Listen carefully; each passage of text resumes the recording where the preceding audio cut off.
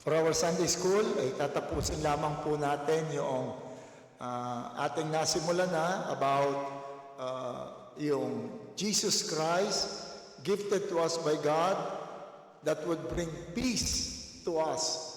Ito ang dala ng ating Panginoon ay kapayapaan, at nakita po natin, we use that as a jump-off point to establish the fact that ang tao by its very nature, man in its natural state, is at war with God. Ito po ang ating nakita na tayo ay nakikipag-away sa ating Panginoon, sa ating natural na kalagayan. At nakita po natin, na-enumerate natin yung several ways that man are fighting with God. Every time we sin, we wage war with God because sin is the transgression of the law of God. When we love or make friends with the world, that is clear in James 4:4, when he called those who make friends with the world as adulterers, and then told them, do you not know that friendship with the world is enmity with God? Or when we rebel against appointed leaders, when we fail to honor those who are placed above us, tayo ay nakikipag-away sa Diyos. So it's not a matter of who is right and who is wrong, but sino ba ang dapat na manguna. Or when we fail to show love to Christians, and then 50, when we disrespect the life of man, but because of many questions and many inquiries, decided na magkaroon tayo ng a more detailed discussion kung ano ang pakikipag-away nito sa ating Panginoon. We know na ang tunay na mag-aaway ay ang Diablo at ang ating Panginoon, at tayo ay dinadala lamang doon sa pag-aaway na ito.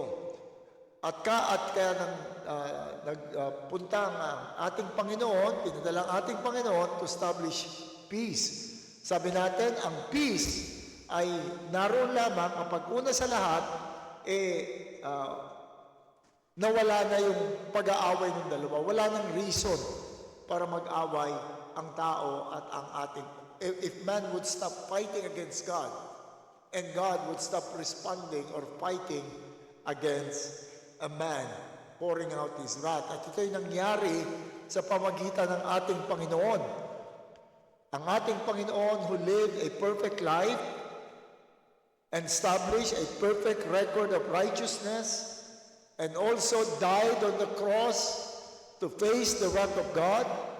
Kaya sino mang manampalataya, basically, ay acquired peace with God. Kasi every time the Lord would look at us, would look at those who are in Christ, ang tingin niya ron ay yung righteousness ng Panginoon, which was granted to us through faith. Yun yung righteousness ng ating Panginoon.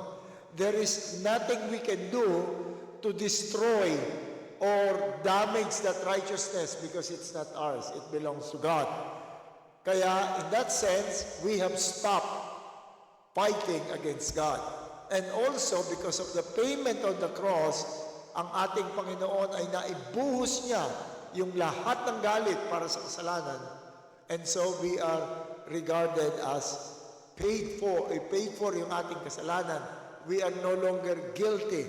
So, God is no longer pouring out His wrath upon us. So, there is peace. Merong kapayapaan. Christ established peace and stopped the war. Christians are called children of peace. The gospel is called the gospel of peace, and God is the God of peace. And yet, the enemy of peace is still trying to drag us into the battle. Yun ang kalaban natin ngayon. Ang ating kaaway, pilit pa rin tayong dinadala doon sa digmaan. Although there is now no more condemnation, the Lord can no longer condemn us for anything, and yet, fulfillment pa rin dun sa devil na madala tayo doon sa pag-aaway. The battle presented before us ay merong dalawang anyo para makita natin na tayo madala. We mentioned about the overt operation. Ito yung open war. Pag sinabing overt military operation, yung mga sundalo niya, naka-uniforme, may dala silang flag, at nag-aaway sila. So open, alam mo yung kaaway mo. Alam mo kung sino yung iyong lalabanan. But the most dangerous is the covert operation. Ito yung patago. Hindi mo alam nasa gera ka na. Hindi mo alam kaharap mo na yung kaaway. And so we went back doon sa mga ating napag-usapan on how we fight against God, and we try to make some practical and concrete ways by which we are being dragged into the war, into battle against God. For example, first is when we sin against God, we said na tayo ay lumalaban sa Diyos. The overt operation is when the devil is out to push you openly to sin. Kapag talagang tinutulak tayo sa kasalanan, alam natin kasalanan. That's an overt attempt of the devil to bring us to this war. Si Cain killing Abel, alam niyang ito ay pagkalaban sa Diyos. Abraham lying about his wife, David in the matter of Bathsheba, ito yung mga si Judas betraying Jesus Christ, or Peter denying Christ. Ganun yung ating nakikita. Or sa ating kalagayan, when threatened with harm, we sin against God rather than continue obeying God. But if we will examine the situation in all of this, the real battle is whom to obey. Sino ba talaga ang ating susundin? But yung covert attempt ng devil to bring us to the war against God by committing sin is when what is being offered may sound legitimate. But there is sin behind, like what was done to Eve. Ang pinanglure sa kanya is not to rebel against God, but simply at the beginning, to desire to be like God, to desire to know good and evil. Yung 10 spies, they were confronted with obstacle para hindi nila sundin ang ating Panginoon. And it seems wisdom, it seems that it is according to wisdom that they disobey God. Kasi parang unwise na ituloy natin. And so, they refused to obey God when God said, go and take that land. So they sit, di nila alam na ang kalaban nila ron is not yung mga nandun sa Jericho, but really, ang kalaban nila ay yung kanilang, ang kinakalaban nila ay ang Panginoon. And also what was done to Christ.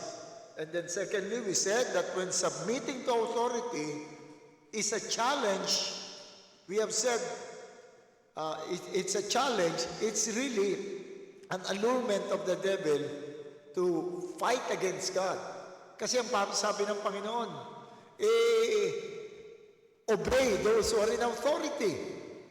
Pero nando ka sa posisyon na pag inobey mo, parang mas wise na hindi eh.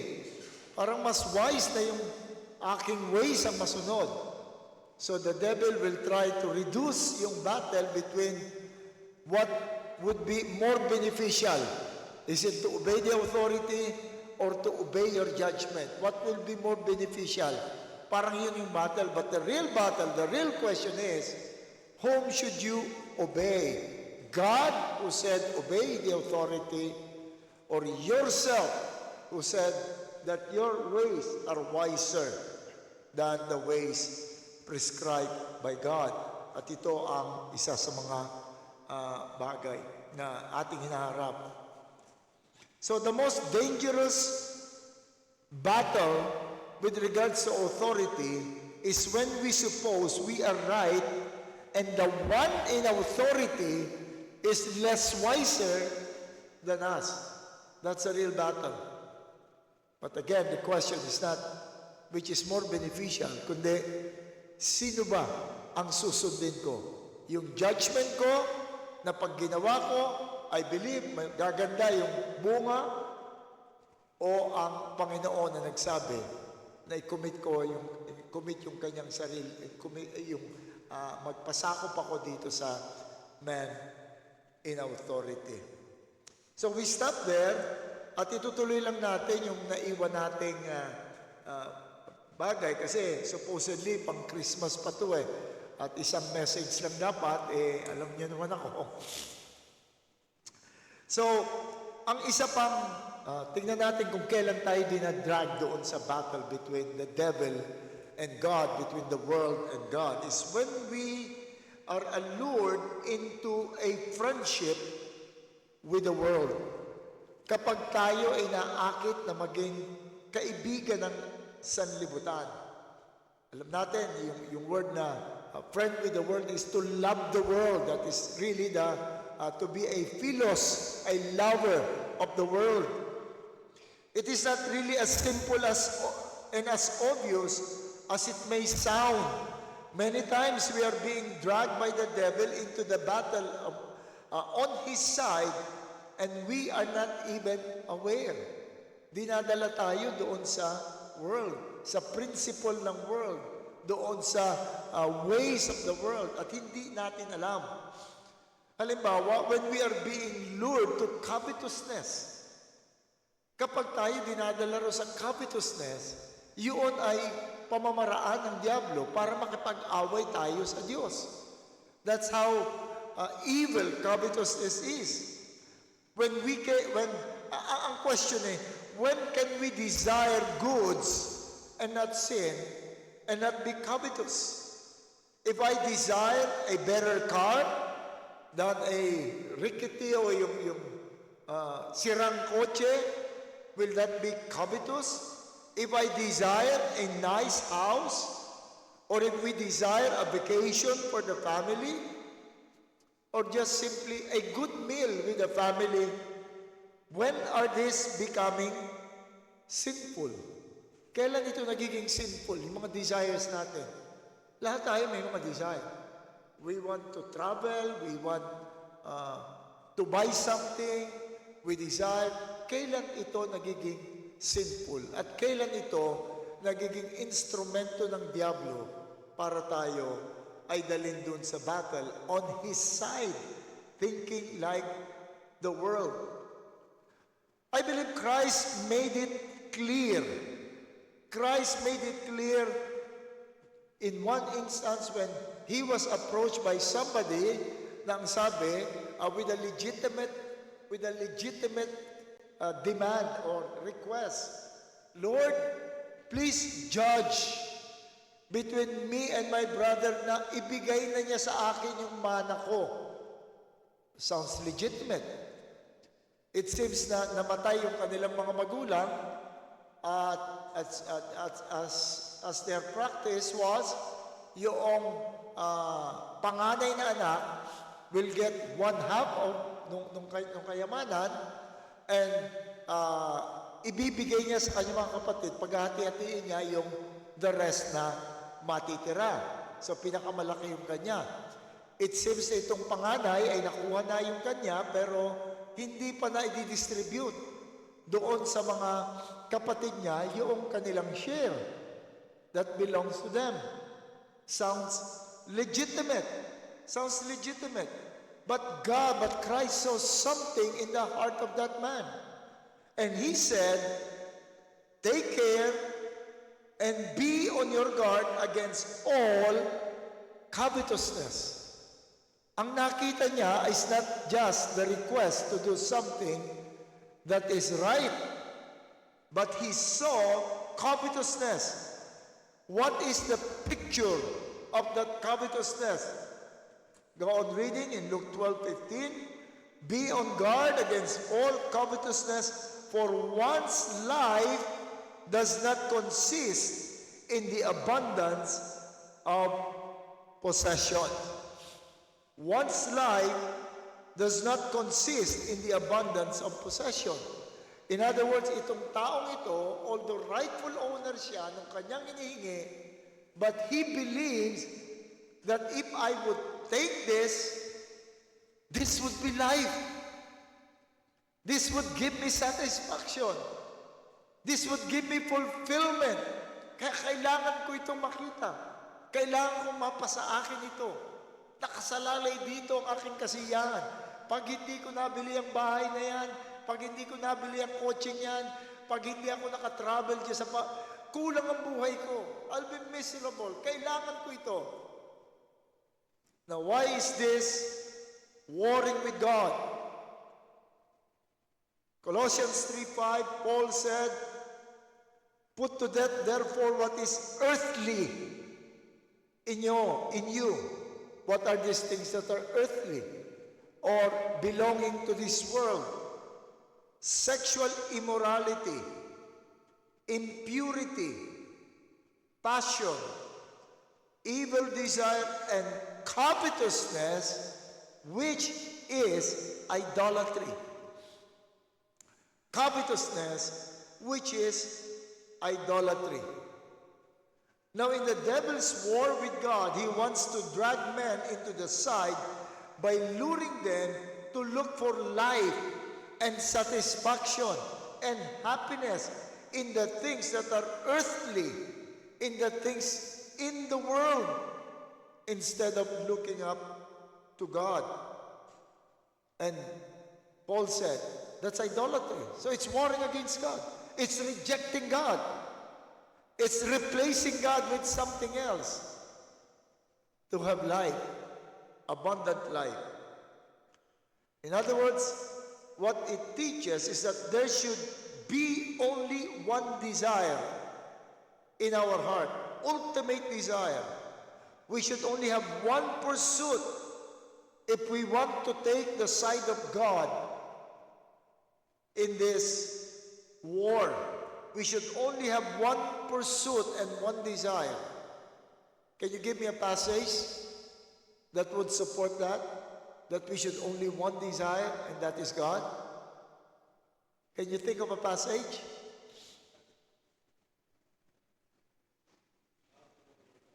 Huh?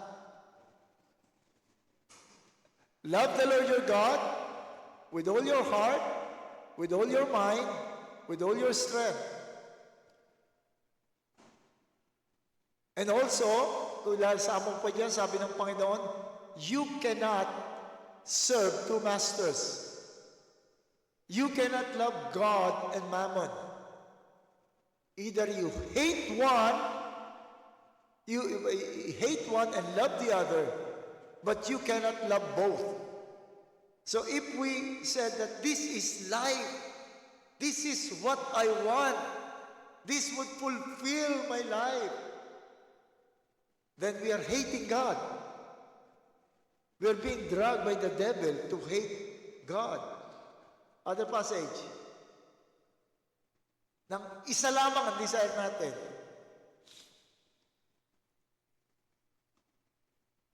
What about 1 Corinthians 10:21? Whether we eat or drink, those are immediate desires. We do it all to the glory of God. That's the ultimate and only desire. Ano pa?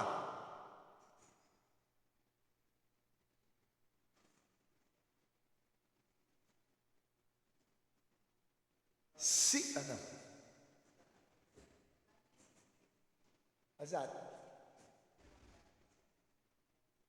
Seek ye first the kingdom of God and all its righteousness. Seek ye first. Ibig sabihin first, na merong second. No. Foremost, the only desire. Delight yourself, Psalms 37:4. Delight yourself in the Lord and He will give you the desire of your heart. So any thought that this will satisfy me, I must pursue this. Anumang thought na ganun is warring against God. It's rejecting God. It's hating God. We may not know it, but the Lord can drag us. Do you think that will deprive us of good things kung ang tanging desire lang natin is to please God? Pwede ka ba namang mag-please na sa Panginoon lang? Pwede ba yan? Kaya mo bang ibayad sa bills natin, yung mga pleasing God? Well, just mention Matthew 6:33. Seek ye first the kingdom of God and His righteousness, and all these things will be added unto you. Hindi natin, we cannot lose with God. Hindi tayo maaaring matalo if we are on God's side. So, if we want really to stop warring with God, let us not allow the devil to lure us. Walang pwedeng i-offer ang devil. Walang pwedeng i-offer ang mundo na makakahigit doon sa kalagayan natin with God, in communion with God, in devotion to God. And this happens in many ways. Yung promotion sa trabaho, bigger income. Bakit ko ito tatanggapin? I'm again, na-anticipate ko ulit yung message natin mamaya. Bakit ko tatanggapin to? Because this would fulfill my dream.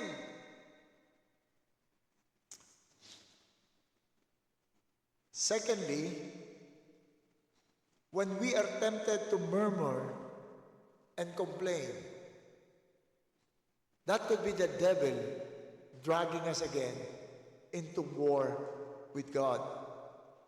The wilderness community, the wilderness Jews, those Jews who were taken out of Egypt and being led to the promised land, sila yung characterized by grumbling. Kita nyo naman, at every point, nagre-reklamo. Hindi yung buong, hindi ko alam kung paano ko matatagalan yung buong biyahe nilang yun in 40 years. Walang narinig ang Panginoon kundi reklamo, grumbling, murmuring. And God made clear that grumbling because of a situation is grumbling against the Lord. It's grumbling against the Lord. Let us look at some passages. Exodus 16:8. And Moses said, when the Lord gives you in the evening meat to eat, and in the morning bread to the full, because the Lord has heard your grumbling, that you grumble against Him. What are we? Your grumbling is not against us, but against the Lord. They were complaining and grumbling against Moses. Ikaw naman, Moses, ba't inalis mo kami doon sa Egypt? Doon sa Egypt, nakaupo kami lagi sa harapan ng aming mga palayok. Meron kaming tinapay, meron kaming meat. Inalis-alis mo kami ron para dalhin lang dito at magutom. Kaya sabi ni Moses, hayaan nyo, ang ating Panginoon ay magbibigay sa inyo. Una, binigyan sila ng tinapay in the form of manna.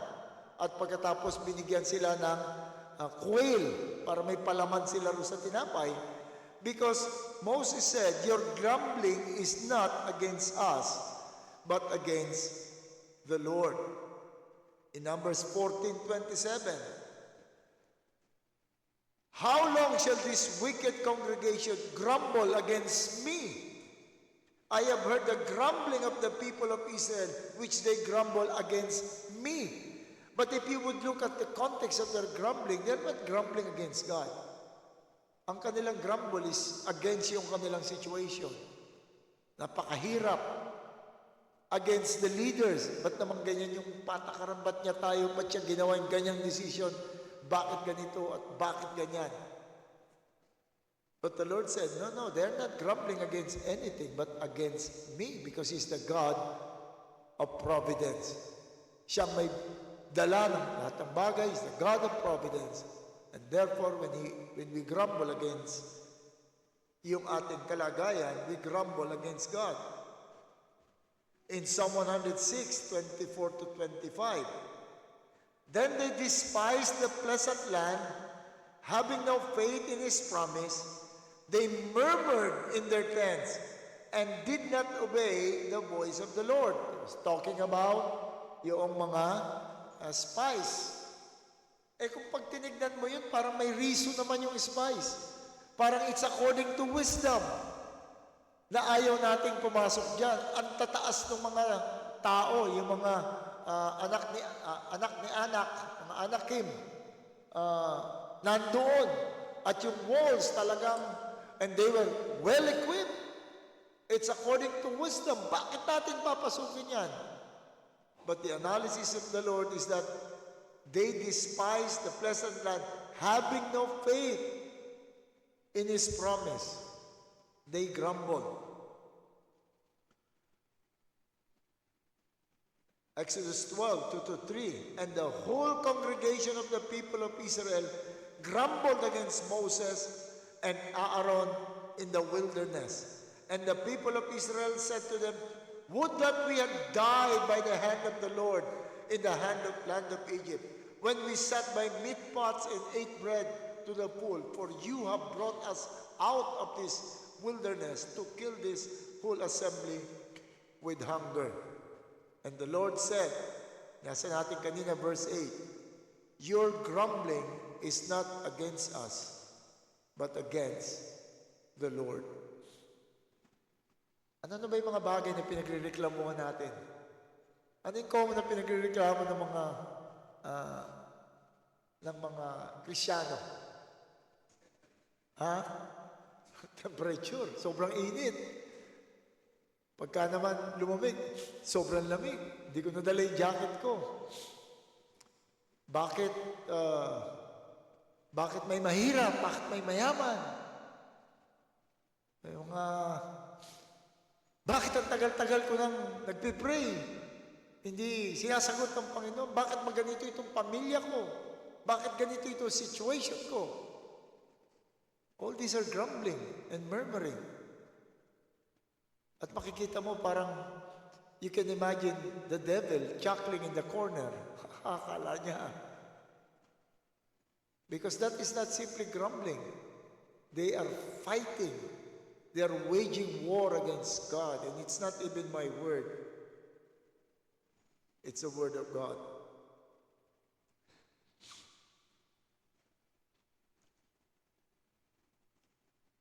The third indicator is that we are being lured to the war against God by the devil in the matter of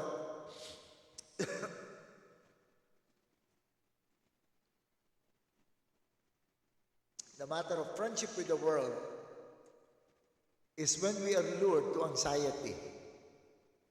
When we are lured to anxiety. That is warring against God.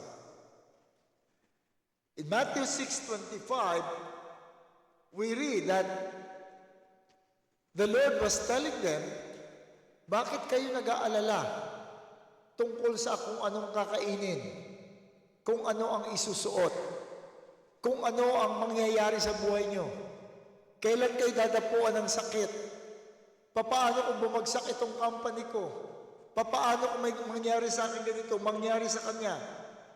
And how is it? In the following passages, we are familiar, kaya hindi na natin pupuntahan in the interest of time. And the reason that was given by God is that when we are anxious, we neglect. It's a neglect that you are a child of God. Paulit-ulit yung argument ng Panginoon, your Father, your Father, your Father. So we are neglecting that we are the child of God. Parang kung nahuli ka ng nanay mo, pagbukas ng cabinet mo, o yung bag mo, punong-puno ng pagkain na inipon mo. O bakit ka nag-iipon ng pagkain? Kasi po baka magutom ako bukas, wala akong kainin bukas. Hindi ba magagalit sa anak mo? Ano ka ba naman? Meron kaming, yung biyanan kong babae, si Mama, ano yun, kahit saan pumunta yun, dala yung buong kusina. Pagka sabihin, pupunta kami dyan, dadalaw kami kahit saan yun sa mga kapatid niya. Dala yung buong kusina, may sinain yun, may ulam yun, lahat kompleto. Sabi nung isang kapatid niya, nung dalawin namin si Santo Tomas, sabi niya, ate, para naman nakaka-insulto ka, tuwing pupunta ka rito, parang gugutumin ka namin eh. Dala mo na yung yung kusina mo eh. Pumunta ka naman minsan dito, walang dala, kami magpapakain sa'yo. Eh, biyanan ko, ganun yun eh. So, we do the same when we are anxious. When we try to secure because of that anxiety, we insult God. It's a denial of the goodness and providence of God. It's a denial of what God has done. Sabi niya, alin bang mas mahalaga? Yung life o yung food? May life ka na, bakit pati yung food, hindi ko ba kayang ibigay sa iyan? It is pride that it is up to us. And pride, di ba sabi, pagka-proud tayo, God would lay in array against us. Because it's, yung picture lang ng Panginoon na gano'n eh. When we are full of pride, ang sabi ng ating Panginoon is yung mayabang, I place myself as if I am an army in array. A phalanx of soldiers against the proud. It's an indication that pride is warring against God. It's as if saying, it's all up to me. It's all up to me. But the most serious reason why anxiety is warring against God is in verse 32 of Matthew 6. Verse 32 of Matthew 6. Look at the reason why anxiety is warring against God. Ano yung reason yan? But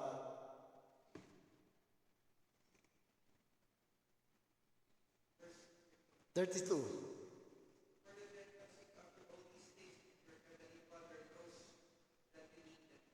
But the Gentiles seek after all these things, but your heavenly Father knows. In other words, that's the thinking of the Gentiles, of the world. The Gentile there is not necessarily only the non-Jews, but unbelieving world. The unbelieving world is always anxious about things on this earth because they have no heavenly Father. So why is anxiety warring against God? It's rejecting the fact that God is our Father. It is therefore siding with the ruler of this world. It is therefore saying that I am in charge. I have no Father. So I will listen to the devil when the world said, you need this, you need this, you need that. We are warring with God. So nakita niyo how often we are.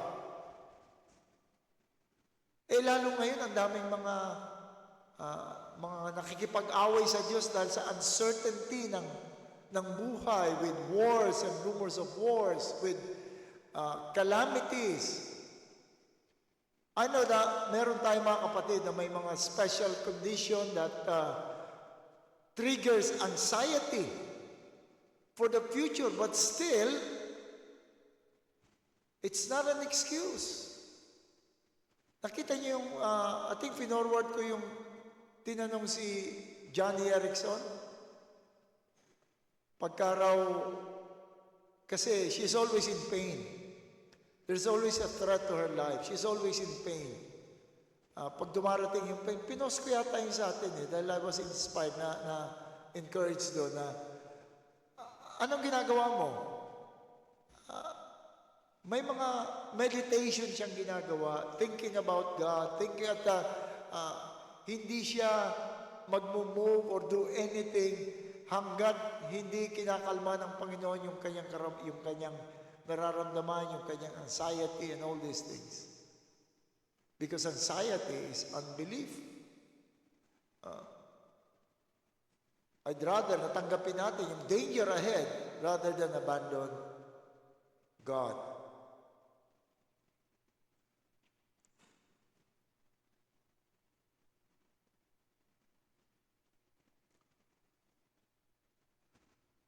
So that's siding with the world. Kita yung ganun ka-subtle na we are brought into the thinking of the world, into the principle of the world, into the ways of the world. Nadadala tayo very sadly. Akala natin normal lang ito. Akala ng marami okay lang ito, but it's not. It is siding with the devil. It is embracing the principle of the devil. The devil who will try to deny the power of God, deny the goodness of God, deny the fatherhood of God, will bring us to anxiety.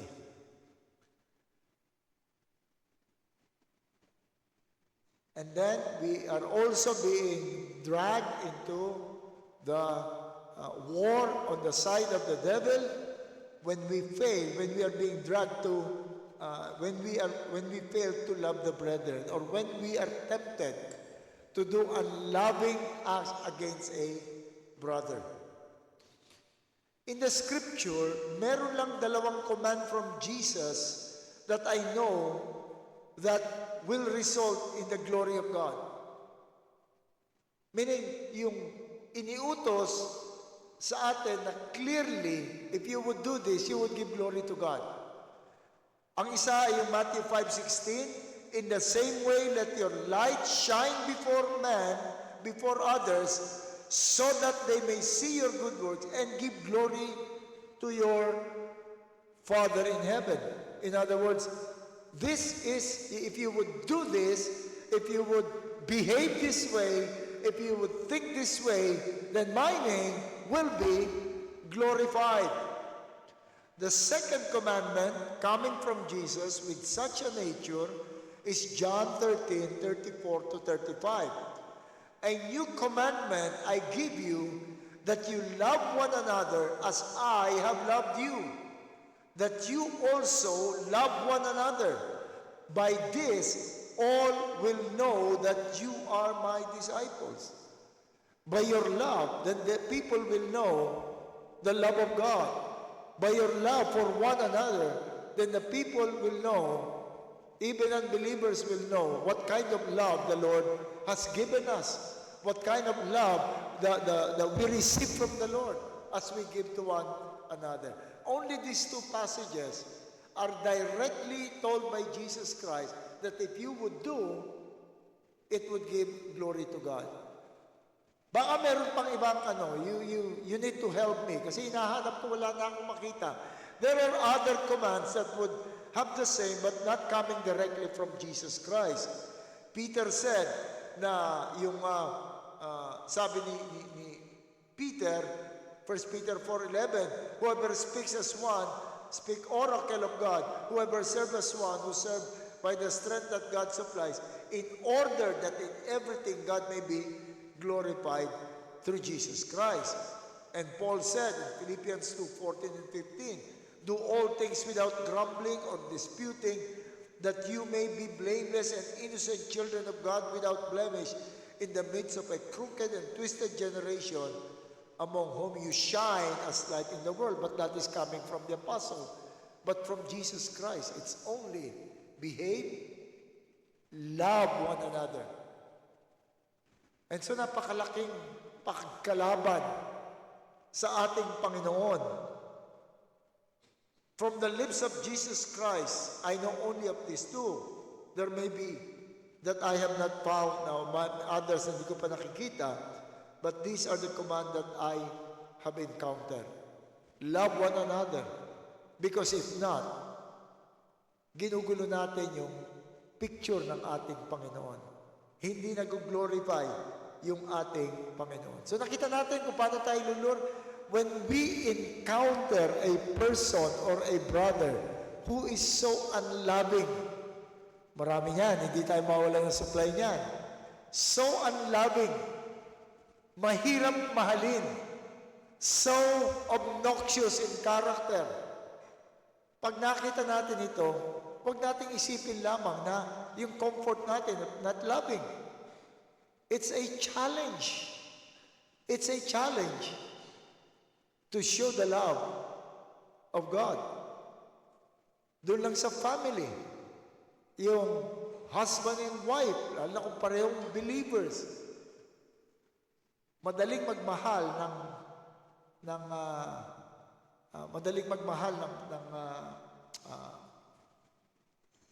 lovable na tao sa bahay. Naalala ko yung line na may narinig akong kinakanta ng isang grupo na how can I love you unconditionally when you have met all the conditions? Sabi niya, I cannot love you unconditionally. Sabi ko, parang kilala ko yung anong yan yung line na yan, ako nagsabi niya na. Sabi niya, nga po, Pastor, di ko nasabi sa iyo. Na-inspire daw siya doon sa lyric at gumawa siya ng kanta. Sabi ko, hindi rin naman sa akin galing niya, kinopla ko rin yan eh. How can I love you unconditionally? In other words, the real challenge in love is when someone is unloving. Kung yung member ng church o yung fellow believers is so unloving, or so unlovable, I should say, unlovable, and yet you love, then you side with God. But when you hate the person, nakita niyo yung implication? You are siding with the devil. So when we are being dragged into the side of the devil in this war is we are before an unlovable brother. Parang when we are before an unlovable brother, parang alam niyo yung devil and angel on the shoulder, yung nakikita natin sa mga cartoons, may devil dito, may angel doon sa kabila. Sasabihin ng angel, kapatid mo yan, dapat mong mahalin. Sabihin ng devil, nako, iinit lang ang ulo mo dyan, iwasan mo na, i-reject mo na, huwag mong kausapin. And whose side do we take? Kanino tayo magtitake? And then lastly, when we neglect to value life of others and that of ourselves, I think na-discuss na natin ito in quite a detail. So nakita niyo kung gaano ka yung ating paano tayo dinadrag when we fail, when we are being dragged not to care about our body, not to care about yung health and well-being ng ating kapwa. Dinadrag tayo. Meron akong book, hindi ko pa siya nabasa eh. Natuwa lang ako sa title. Ang title ng book, Help Lord, the Devil Wants Me Fat. Because really, when we are on a dinner table, it's really a battle. And don't underestimate that battle. Whatever you do, yun ang ginamit ng Panginoon na symbol or representative. Whatever you do, whether you eat or drink, do it to the glory of God. The amount of food that I pick and the kind of food that I pick and the time that I pick should have one reason behind. I'm doing this for the glory of God. Sabi ng isang comedian, merong isang church na may hired comedian talaga sila para dun sa sabing ganyan, nakikita raw niya yung dapat daw maging honest tayo dun sa prayer. Kukuha ka, bibili ka ng hamburger with so much calories and additives and then you would pray, Lord, bless this food to the nourishment of your body. Are you serious? Are you serious? Kukuha ka ng isang gatang na kanin, ilalagay mo sa plato mo, tapos sa pray mo, nourish it. Thank you, Lord, for this food. And use this for the nourishment of my body. Nakatap dun sa kanin yung bacon, yung lahat ng tapos may Coca-Cola ka dun sa gitna. At pagkatapos may matamis kang lahat ng nandun sa harapan mo. Tapos magpipray ka sa Panginoon, thank you and use this to nourish my body? Are you kidding? That's warring with God. God said, you shall not kill. That is, take care of your body. Take care of your body. And I believe that one of the toughest battle is before a table. Kasi yung weapon ng kaaway nasa kamay natin, spoon and fork. So you see, life is a continued battle. We are already at peace with God. But the devil is again trying to drag us into his side. Trying to lure us to fight against God, to ignore God, and live guided by the principle of the world, and that is lust of the flesh, lust of the eyes, and the pride of life. So with that, we end yung Christmas message natin in the middle of February. Is there any question or... So when we call Christ as the Prince of Peace, be sure that you are on His side. We are on His side if we are believers. But be sure you are no longer fighting dun sa enemy. Fighting on the side of the enemy against God. Meron ba tayong pwede pang dami ko sana idadagdag, yung time, yung immediate, yung sa discipline. Minsan doon din tayo nasisira sa discipline. Mas gusto natin yung immediate. Katulad halimbawa, ang simple lang halimbawa ang pag-reduce. It's dieting and exercise. Pero meron din quick. Pills. Meron mga slimming pills, slimming tea, slimming this, and slimming that. At least ito, hindi na ako mag-exercise. Hindi na ako magko-control, hindi na ako maghihigpit ng sinturon. Well, ayoko nang to go through that. Okay? Any addition or any subtraction doon sa ating sinabi? Or... Okay, kung wala, lang tayo. O salamat po aming Panginoon that we have peace with you and that there is no more condemnation to those who are in Christ. We thank you, Lord, that that peace cannot be destroyed because it is a peace that has been acquired by our Lord. And yet, Lord, we still fight against you. Many times when we are lured by the devil to take a step or a stance against you. Lord, we pray that you would make us truly be determined, conscious, aware, and knowledgeable on this war, that we might always stand on your side. Bless your word, O God, in Christ's name. Amen.